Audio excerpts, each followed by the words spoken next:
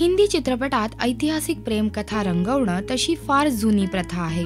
अगदी मुघल-ए-आझम पासून ते सध्याच्या जोधा अकबर पर्यंत किंवा पुढे येणाऱ्या बाजीराव मस्तानी पर्यंत। पण मराठीत असा लार्जर दॅन लाईफ प्रेम सागा साकारणं तशी नवीनच गोष्ट आहे आणि त्याची सुरुवात करणार आहे मृणाल कुलकर्णी।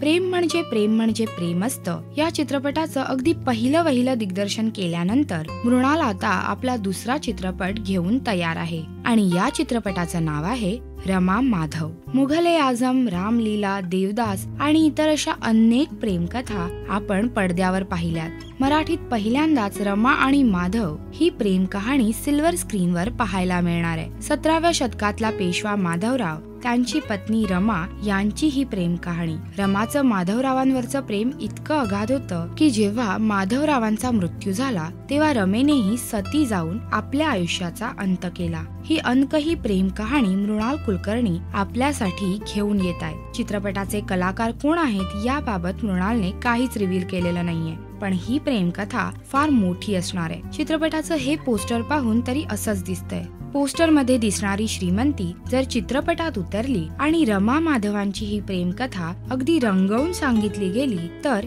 ही मराठीतली पहिली ऐतिहासिक प्रेमकथा ठरेल। हाय, मी सोनाली कुलकर्णी। Subscribe to Rajshri Marathi.